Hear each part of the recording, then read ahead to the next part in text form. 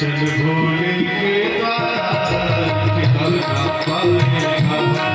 तो खुशियों का उपहार, खुशियों का उपहार मनवाना पाएगा। चल भोले के द्वार निकलना पाएगा। चल भोले के द्वार निकलना।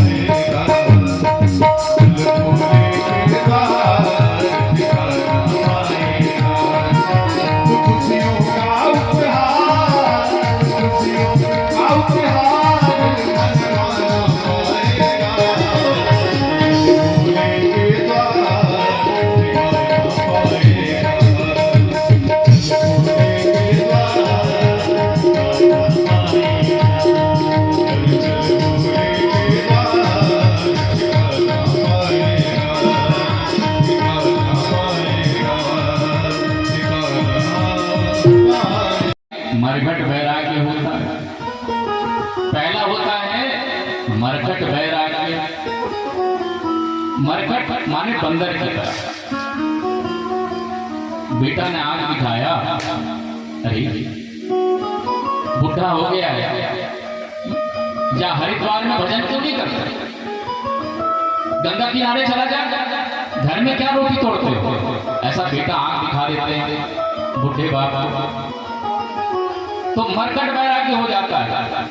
स्टेशन चला आता है, स्टेशन रेलवे स्टेशन, और जैसे रेलवे स्टेशन में आता है तो पप्पू की याद आती है, मेरे नाती का क्या होगा, मैं नाती के बिना कैसे रहूंगा।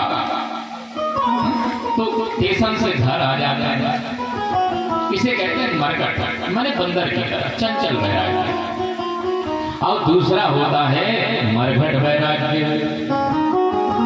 मरघट वैराग्य माने जब हम मरघट में आते हैं अपने स्वजन के लिए, परिवार के लिए, उस समय लगता है अरे सचमुच में एक दिन सबको सबकी यही गति होनी है, बेकार है सब बेकार है संसार। ठीक चलो वैराग्य लेते हैं। घर में जाने के बाद में जो गति हो जाएगा, घर में फिर पत्नी बच्चे, बड़ा आनंद आता है, भूल जाते हैं। ये मरघट वैराग्य। तीसरा है ज्ञान वैराग्य। जब ज्ञान वैराग्य होता है तब दिखता है वो आजीवन निकाल देते हैं भगवान के लिए। संत तो भगवान शंकर महादेव का वास है मरघट में, मरघट नाथ है ये, इनकी बड़ी कृपा है सरकार की। हमारे देवराज जी कह रहे थे,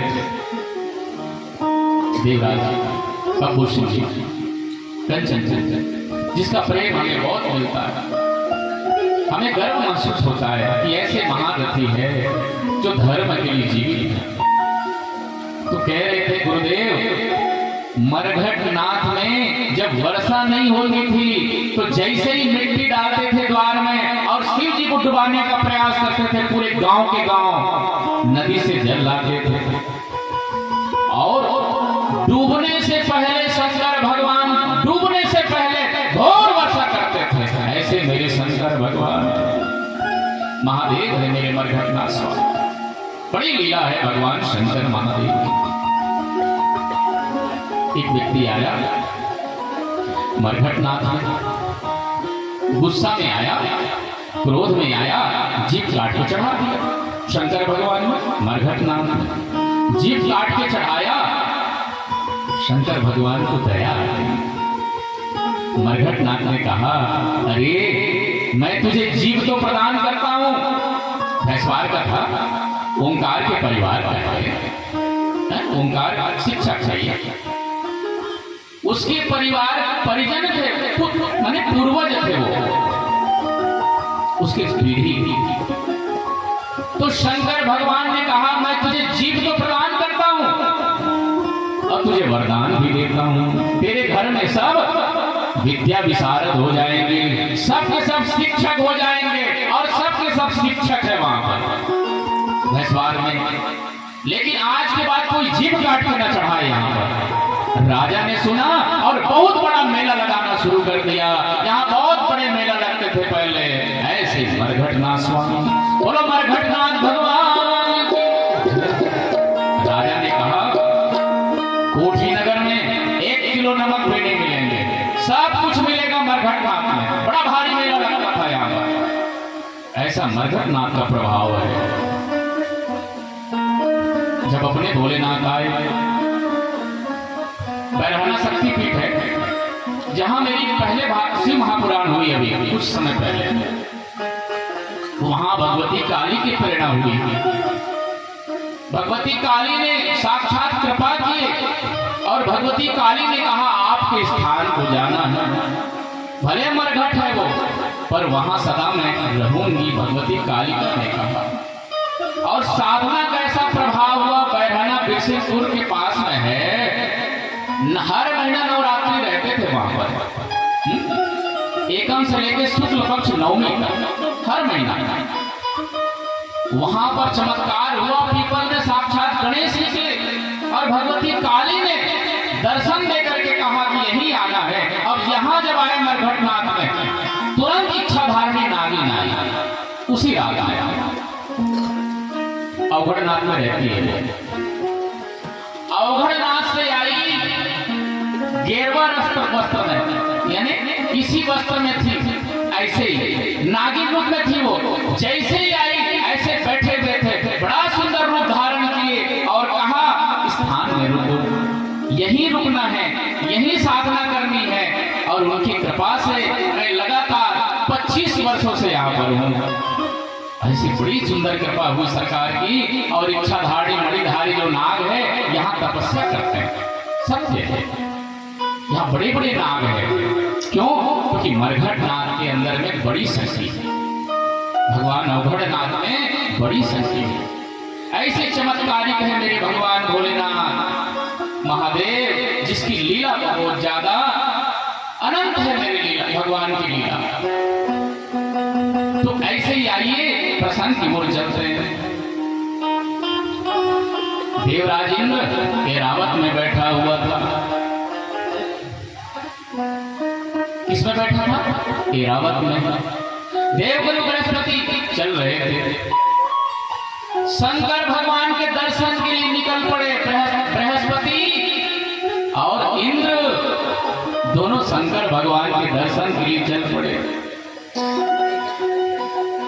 भगवान शंकर ने देखा कि मेरे दर्शन के लिए आ रहे हैं,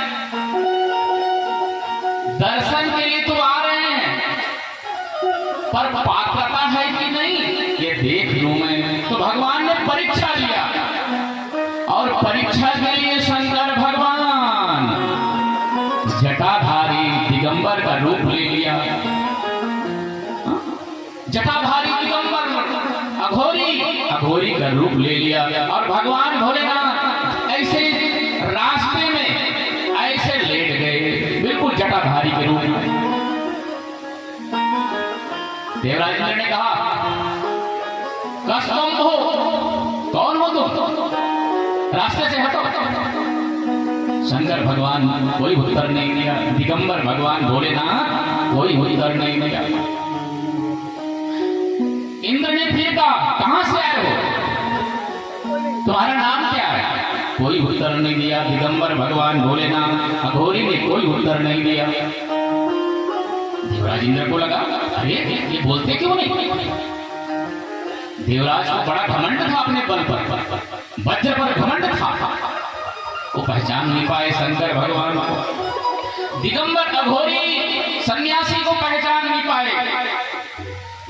देवराज इंद्र, देवगुरु बृहस्पति दोनों चल रहे थे, पहचान नहीं पाए और मौन रहे। इंद्र ने फिर कहा, नहीं बोलोगे, अगर उत्तर नहीं दोगे तो मैं तुझे वज्र से प्रहार करूंगा। इंद्र ने कहा, शंकर भगवान कहाँ है? पूछा अघोरी से, शंकर भगवान से ही पूछा, शंकर भगवान कहाँ है? कोई उत्तर नहीं दिया। भोलेनाथ। इंद्र की इस बार गुस्सा ज्यादा आ गया, क्रोध आ गया। अब क्रोध में वज्र उठा लिया इंद्र ने शंकर भगवान के ऊपर में। जैसे ही वज्र चलाने वाला था, वैसे ही भगवान शंकर ने वज्र को स्तंभित कर दिया। देवराज इंद्र पुतले के समान हो गए, पत्थर के समान हो गया, स्तंभित कर दिया शंकर भगवान। और तीसरे नेत्र खुलने लगा भगवान शंकर का। बृहस्पति ने देखा, अरे गजब हो गया।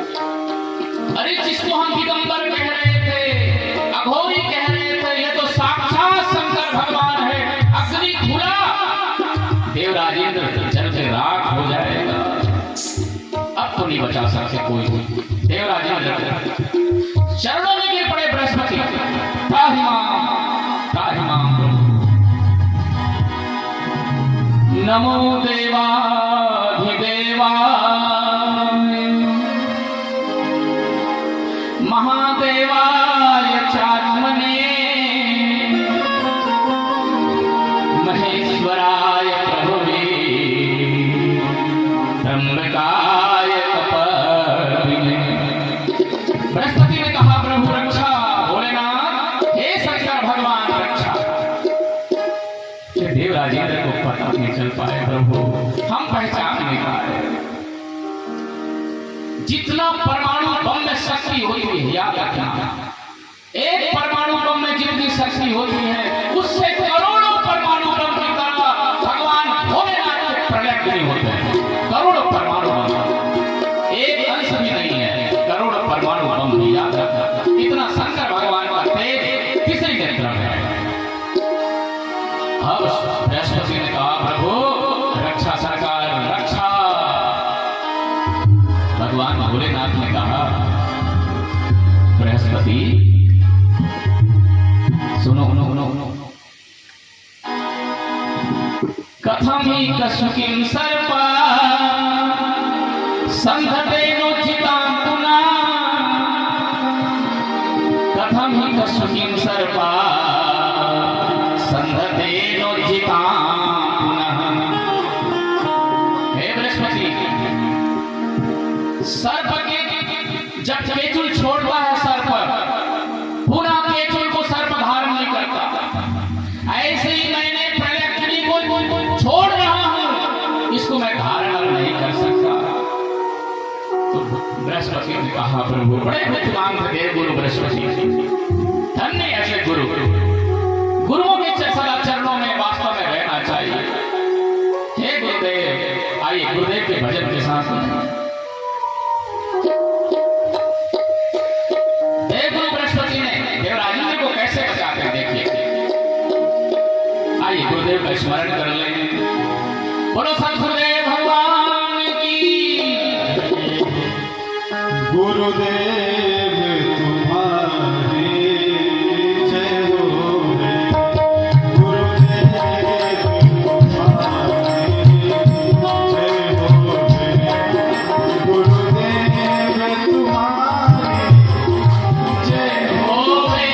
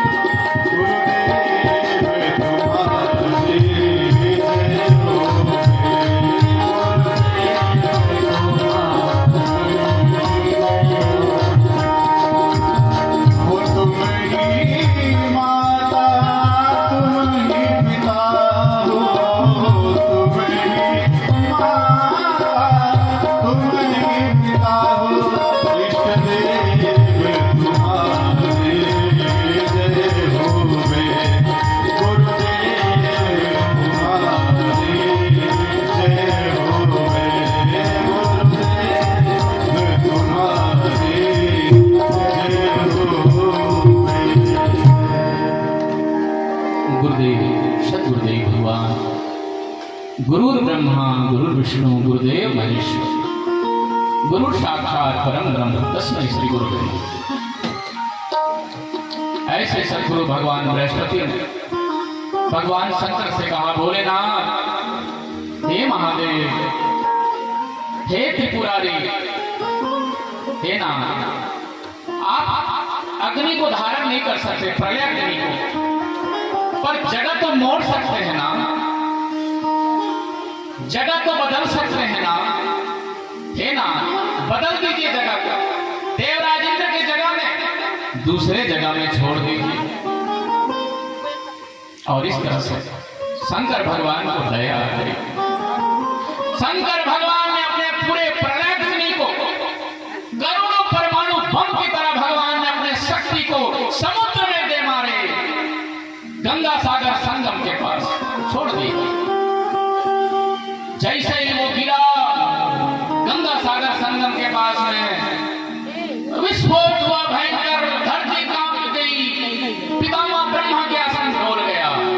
पूरे देवता दौड़ गए।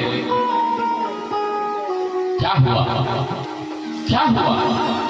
पितामह ब्रह्मा आए और जैसे ही वो गिरा, भगवान शिव का तेज, भगवान भोलेनाथ की तीसरे इतनी की शक्ति जैसे ही गिरा, वो बालक का रूप ले लिया। वो बालक में कितनी शक्ति होगी याद रखना। जो भगवान भोलेनाथ की शक्ति थी करोड़ों परमाणु बम की तरह, वो करोड़ों परमाणु बम जब एक आकार हो जाए, जैसे जल में कमल खिला हो, पूरे जल की शोभा कमल है, ऐसे ही अग्नि की शोभा वो बालक का रूप ले लिया। प्रकट हो गया बालक समुद्र में, सागर गोद में ले लिया। इधर ब्रह्मा आए, क्या हुआ, क्या हुआ? ब्रह्मा देखा बालक, सागर लाकर के दिखाया, ये बालक, ये बालक कहां से हुआ? प्रभु हमको मालूम नहीं, ये सागर में गिरा और वहीं से प्रकट हुआ। अच्छा, लाओ मुझे दो। बालक को जैसे ही गोद में लिया, पितामह ब्रह्मा, बालक ने उसे गला पकड़ लिया। एक नकारात्मक शक्ति है ना वो, देवराज इंद्र को मारने के लिए उत्पन्न हुआ था प्रलयाग्नि, और वो नकारात्मक है। तो बालक ने ब्रह्मा का गला पकड़ लिया और ब्रह्मा ने कहा छोड़ो रे, छोड़ो छोड़ो छोड़ो छोड़ो, अरे छोड़ो छोड़ो। वो छोड़ते नहीं थे बालक। भारी पीड़ा हुई ब्रह्मा को, और जब पीड़ा हुई आंख में आंसू आए ब्रह्मा की, आंसू का पान किया वो बालक। इतना खतरनाक था वो बालक, पितामह ब्रह्मा के आंख के आंसू का पान किया, पीने लगा। ब्रह्मा ने देखा ये बालक इतना तपस्वी, इतना बलशाली है कि मैं छुड़ा नहीं पा रहा हूं, मेरे आंसू का पान किया है, इसलिए इसका नाम जालंधर होगा। जलंधर, जो जल का पान किया, पितामह ब्रह्मा के आंसू का पान किया, इसलिए नाम पड़ गया जलंधर। पितामह ब्रह्मा किसी तरह से छुड़ाए उसे, जी जान लगा कर छुड़ाए। सांस लिया, चैन अब ठीक लगा, तो मर ही जाता, इतना जोर से पकड़ लिया था। और इस तरह से सागर उसको पालने लगा। सागर, समुद्र उस बालक को पालने लगे। धीरे धीरे बड़ा हुआ। बड़ा होने के बाद में वृंदा के साथ में शादी हुई। वृंदा के साथ में विवाह हुआ। बढ़िया विवाह हुआ। अब विवाह होने के बाद में सभा में बैठे बैठे, ध्यान से सुनना है, बड़ी सुंदर कथा है महादेव की। तो वो सभा में बैठे बैठे, सभा में चर्चा हो रही थी। चर्चा ये हो रही थी, समुद्र मंथन के समय में भगवान नारायण जो है मोहिनी रूप धारण करके देवताओं को अमृत पिला दिया और हम लोगों को मदिरा पिला दिया, और तो और राहु के सर काट दिया। ये चर्चा हो रही थी। तो जलंधर उठा और सीधे स्वर्ग में गया। स्वर्ग में जाने के बाद में देवता 2 मिनट भी नहीं टिके, सबको मार भगाया, सबको भगाया, कब्जा कर लिया। और इस तरह से तीनों लोकों में कब्जा कर लिया जलंधर ने, तीनों लोगों पर। ठीक का सफर। हर हर महादेव शंभो, काशी विश्वनाथ गंगे। वृंदा बड़ी सती नारी थी। और वृंदा के जो पिता थे उसका नाम था कालनेमी, असुर राक्षस। कालनेमी की पुत्री वृंदा बहुत सती नारी थी। उसका विवाह जलंधर के साथ हुआ। जलंधर का ताकत बढ़ता गया और इस तरह से जलंधर तीनों लोगों में राज करने लगे। तो देवता घबराए, त्राहिमाम भगवान नारायण से कहा, त्राहिमाम प्रभु रक्षा करें। भगवान विष्णु ने कहा क्या हुआ? प्रभु अब जानते हैं जलंधर चलो हम युद्ध करते हैं। जलंधर और भगवान विष्णु में भयंकर युद्ध हुआ।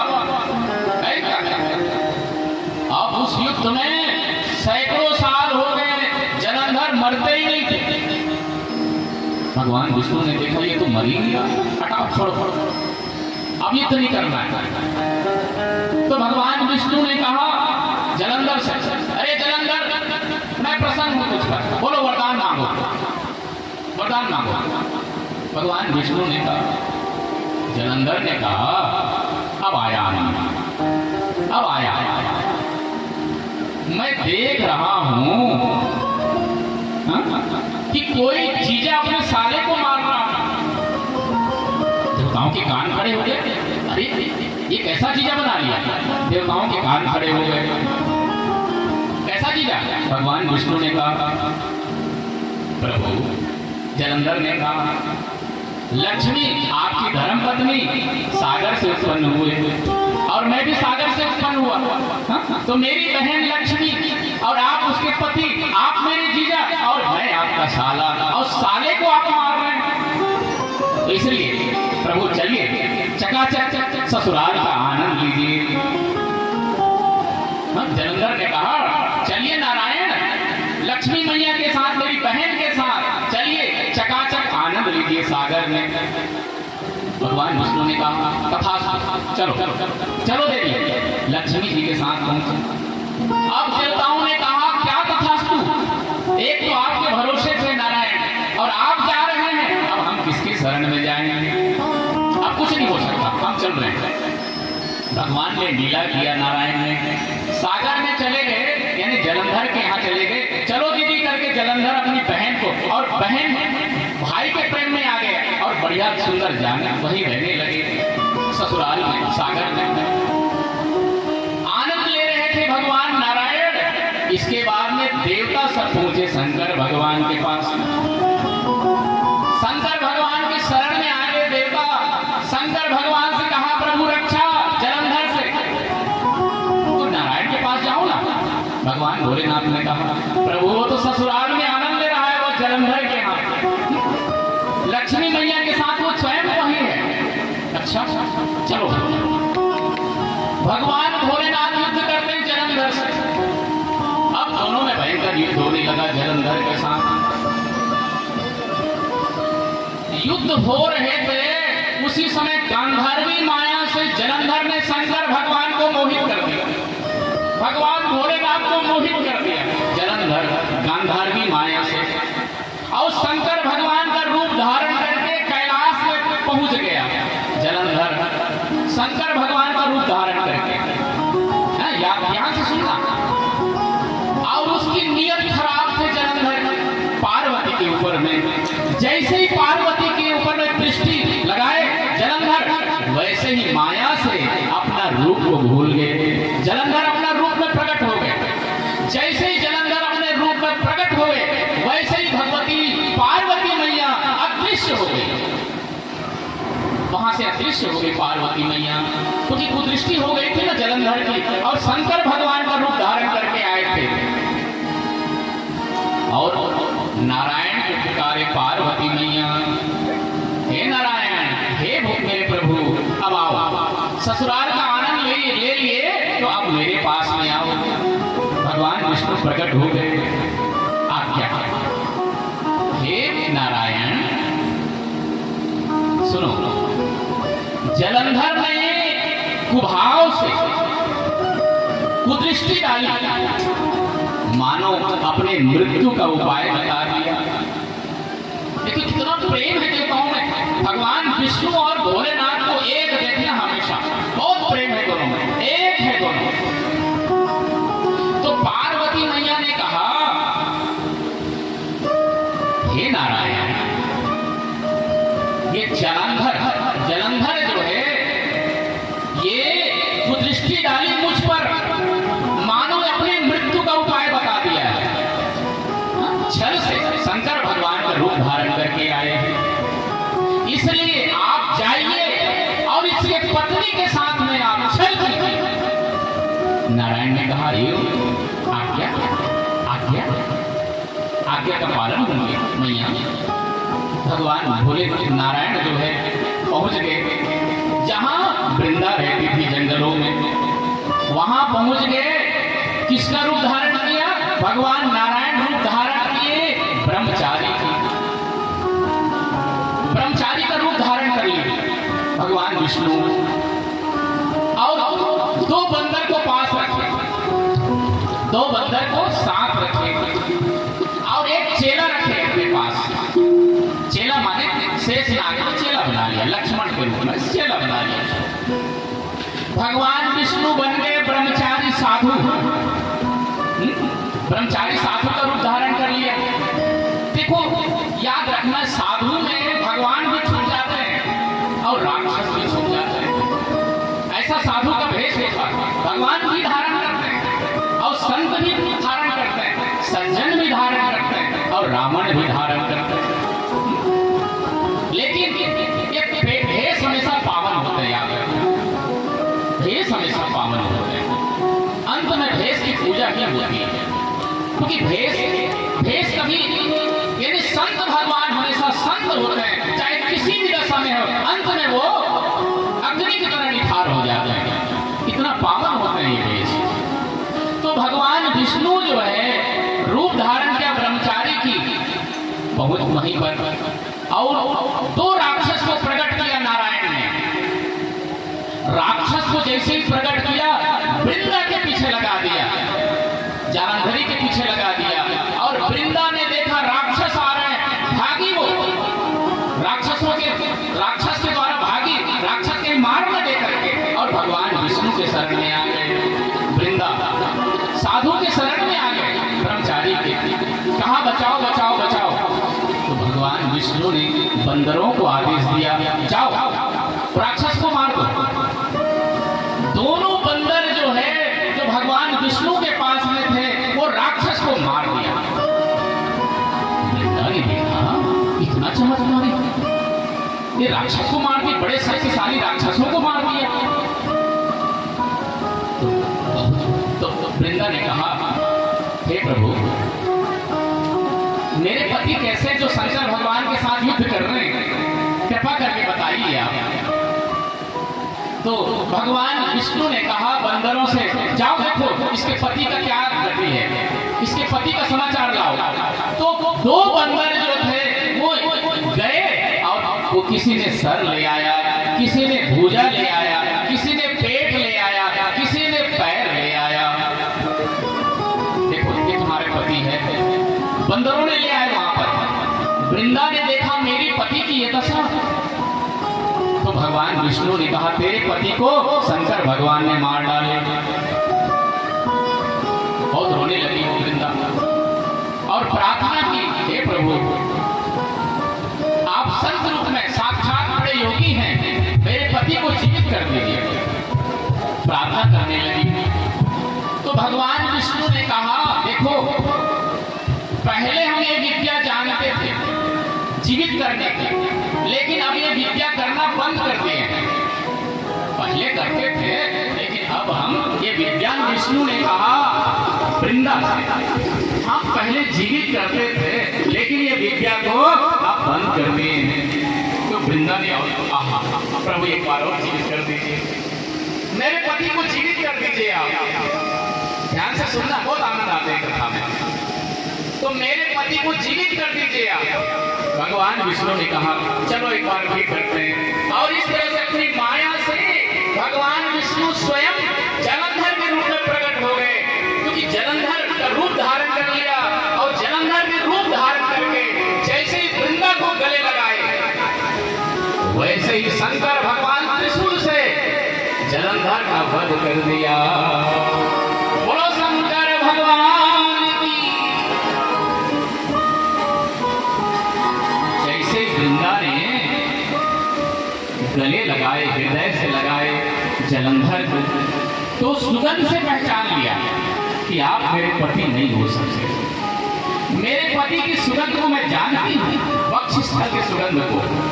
आपके सुगंध में नारायण जैसे लग रहे हैं, मेरे पति नहीं हैं आप।